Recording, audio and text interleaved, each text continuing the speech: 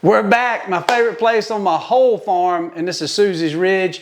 This is where we cut up deer. This is where we cook lunch sometimes when we're out here on the farm and we have friends over. So guess what? We're gonna fry up some deer steak. My favorite way is to cube deer steak, but a lot of times you wonder, how do you get it cubed? How do you go about it? We're gonna show you a couple different ways there. Plus, one reason we're doing this is because X-Market told us that the recipe in cooking up some deer and turkey and different things is always done well. So guess what? We're gonna do it the favorite way that I like to do it, and that's frying it. You can't be from the South if you're afraid of some grease. Y'all know what time it is. When you're cleaning up the old deer cooler and when you're cutting up the meat, that's a good time of year.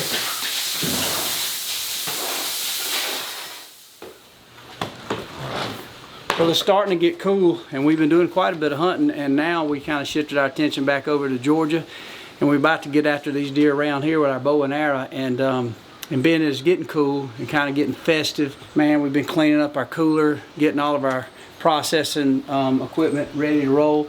And I got to thinking of all the recipes, that's probably my favorite that my mom used to make for me and my dad.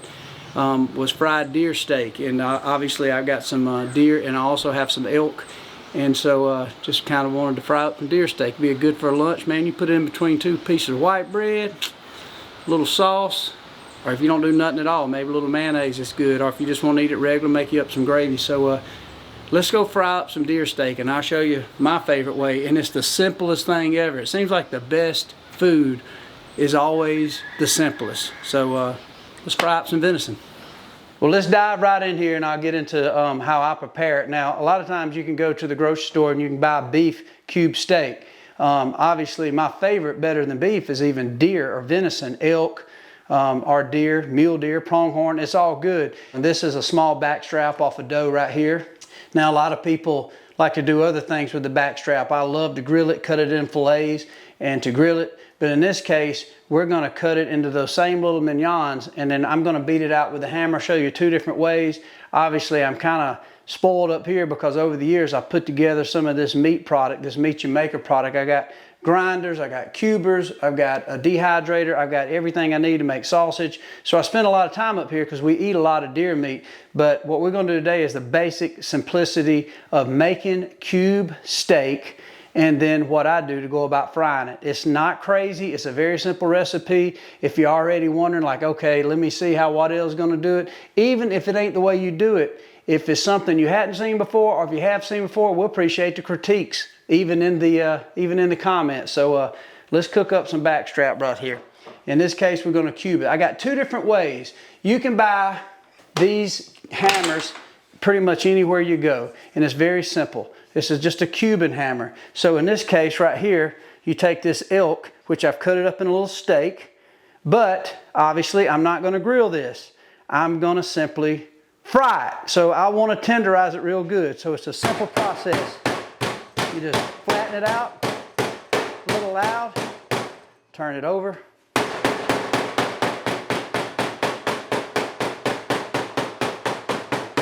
Now that's the manual way to do it. So basically we got a nice piece of tenderized.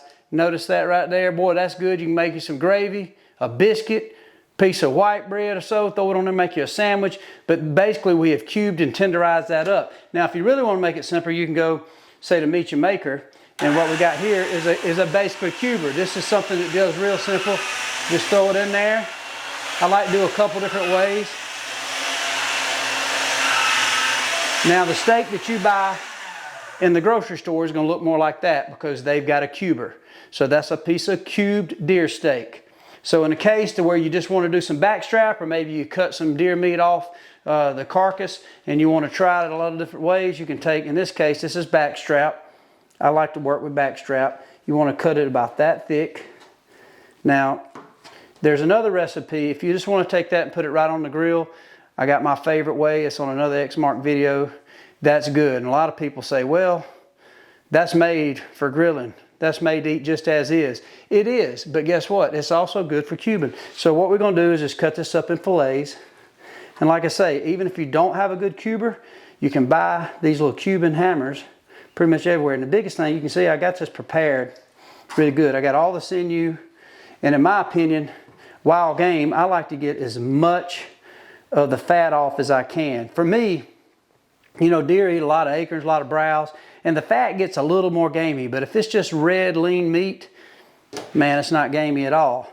Now you can take it and put it in little steak nuggets and you can fry it up just like that. And this deer meat, especially this case, is going to be pretty darn tender.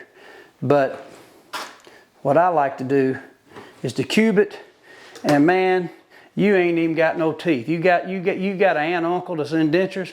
Cube it up for them. When it's about to fall apart, you've done it enough. But see that right there? That's a perfect piece of deer meat to go in between a biscuit for a breakfast biscuit.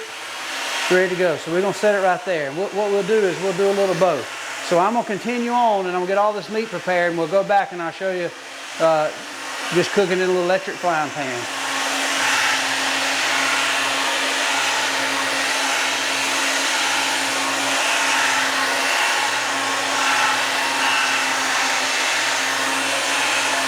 So that's how a simple cuber does it. Now once again, I'll show you. You don't have to have a cuber. You can just get this anywhere. They make a smaller version. This is a little bigger that I keep up here. And that's a piece of cube steak right there. But if you're out in the middle of the mountains and you want to bring you a cubing hammer, it's a good way. And basically all you're doing is tenderizing the steak. All right, we got all our meat prepared, and I want to show you a quick difference. You know, you're talking about beef steak, check this out. So here's the elk steak we prepared. So obviously elk 600-700 pound animal, and here is probably a 70-pound doe. So notice the difference. Obviously a lot bigger steak. So obviously this is just straight off the deer. We've cubed it. Now we're going to batter it in some flour, and we're going to put it in peanut oil. I like peanut oil, and what I'm doing here is just any type of fryer. But in this case, I just like to put a good helping of peanut oil. This is a little electric fryer. And basically you just want to put a good solid amount in there. And we're going to let that grease get hot. You want it 350. There's no certain time that you want to cook it. I like to cook it until the steak is golden brown, just like a chicken finger, something like that. Here's my flour. You can use pretty much any kind of flour you want. And notice I went ahead and put my seasoning in it. Just my favorite Cajun seasoning. A little salt, little garlic salt, things like that. And then I batter it in that flour and in my seasoning. And then once I fry it, if you want to put a little bit more, if you want to put a little salt and pepper on it, you can do that too. So basically it's a very, very simple process. So we'll start with this elk. Just throw it in your flour. I don't like to get too crazy at all. Actually, you know what? Let's throw a couple pieces of these deer meat. They'll fit in there just right. What I really love about this little deal that I picked up at the store, you can just obviously shake it and you don't make a mess. You can obviously use a brown paper sack. A lot of people do that. You can do it a lot of different ways, Ziploc bags, whatever. But I like about that, it don't make a mess. You can shake that up real good. I like to shake all the flour off of it I can. I want it pretty solid. So check that out. Look at there. Battered up real nice. That's ready for the grease. We're gonna fry that up. We're gonna fry that up on 350. And I promise you right now, it's gonna be good. We're letting our grease get hot. Once it gets hot, we're gonna throw it in there. Another thing too, I do my turkey nuggets the same way. I mean, basically it's like fried chicken. I'm sure somewhere, Kentucky Fried Chicken, they're doing it similar to this. And a electric frying pan, you cut on cast iron, a deep fryer. I don't know, man, I just love it. When I grew up, my mama and my grandmama, when they asked me what I want, man, I wanted some fried deer steak, some fried cube steak, and I still love it. When we travel around the country, a lot of times I'll travel with cube deer steak, and that's why I fry up, make some gravy, and it's hard to beat. It's really good. And the good thing, you notice we're using backstrap. A lot of people think that's sacrilegious to fry backstrap. It should only be grilled. So that's the premium cut of a steak that you can make cube steak out of. But you can take even those chunks of meat that are not so great, off the neck, off a roast, different things, and you can get you a good cube or a hammer and you can beat it out and make some great cube steak. There's not a preferable choice. I mean, let's face it, you're eating like a caveman. If you want to get really particular in how you cut up your deer or your elk, You can get really picky and keep it no different than a beef family, as far as your sirloins, your ribeyes, so on and so speak. But the good thing about wild game, some of the meat that you get off, if you have a question about it, you can always grind it, or you can take it and you can cube it and tenderize it that way and fry it up, and it is always great. It's always delicious. You gonna do this, show them folks how to cook it, huh? Yeah, pretty much. Look at there. Oh yeah. Put a little piece of this deer meat in there. I always tell people, when you learn how to hunt, it gives you a whole nother level of independence, because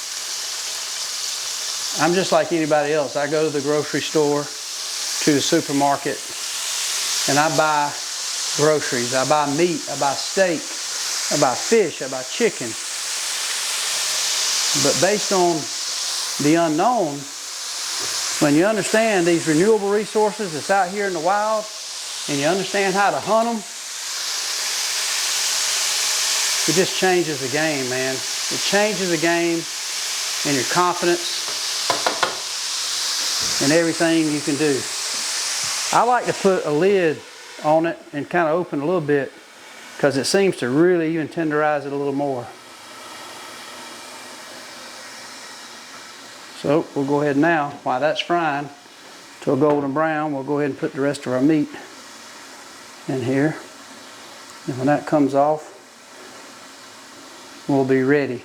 And if you don't have a lot of oil, you can cook one side at a time. I did enough where that oil comes up above and it's cooking both sides of it. So it'll be golden brown on both sides when I'm done. You know, anytime you're dealing with frying stuff, you're making a mess and throwing flour. This right here helps a lot in making a mess. Brown paper sack does good. Shake it. It's like old Taylor Swift. Shake it off, baby. Can't even believe I thought of her. Because she ain't never fried up no deer steak. I don't think. I might be wrong. If she has and she watches this, well, maybe she could correct us and all of us in the hunt community. Well, back to old school, electric skillet and grease. We got that old BACKSTRAP cooking over there. Michael done cubed it up here. We grew up on that right there. All we need is tomato gravy and biscuits. Now we will sure be kicking. It's all done.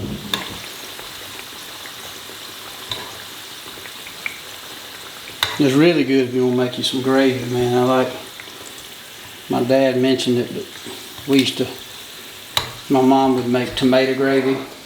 She'd make milk gravy. She'd make brown gravy. It was just like we was always mixing it up. And I like black pepper, so I always throw a little more black pepper on it.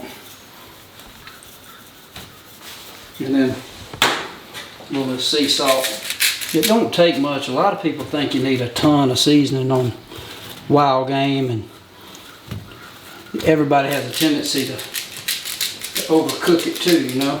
But the reality of it is, in the world of organic and healthy, literally straight from the farm to right here, nobody's touched this meat but us, you know. You can take a lot of pride in that you're feeding your family some very healthy victuals. So we're gonna put the last of the batch in here.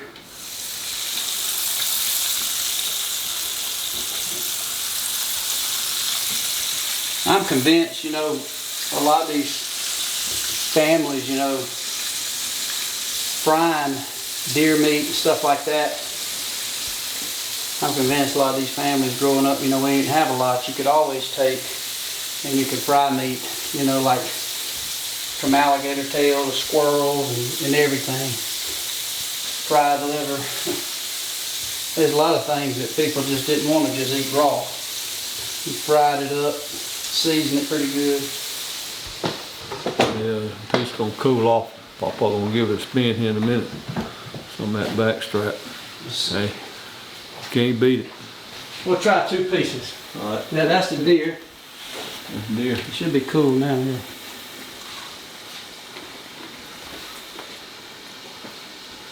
Yep. Real good. Nothing wrong with that. Only thing I did different, I think I'd have cut that a little thicker.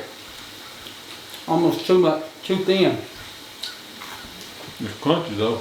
Mm-hmm. Whipped up. And that right here is gonna be the elk.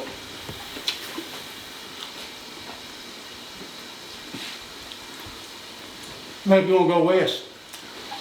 It's hot though. Whew. It's just a little bit out of my mouth up inside. Mm-hmm. Papa gonna have a fresh palate, get that old Georgia deer acre eater out before he eats that grass-fed elk. That right there is Utah, Papa. All the way from Utah. That's pretty good. No. You can't buy it in the grocery store, I promise. It's right here. All right, now, a little piece. Every good prize winning squirrel dog deserves a piece of deer venison every once in a while. But you gotta watch him. As soon as you turn your back, he'll be up there on the table.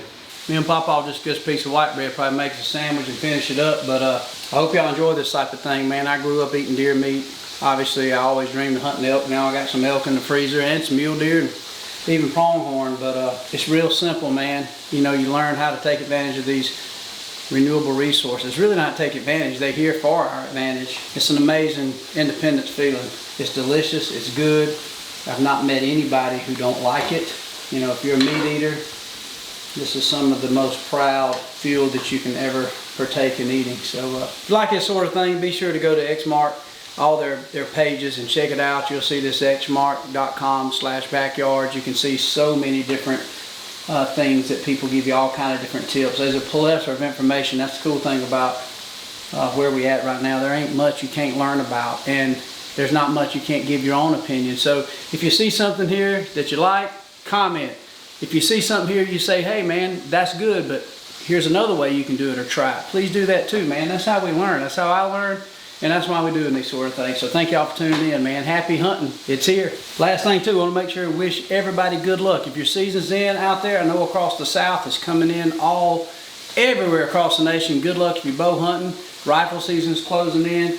And also too, be sure to check out the Daddy Rabbit hat. Go to bonecollector.com, man. We got these right now. One of a kind, baby. And also subscribe. Well, good luck.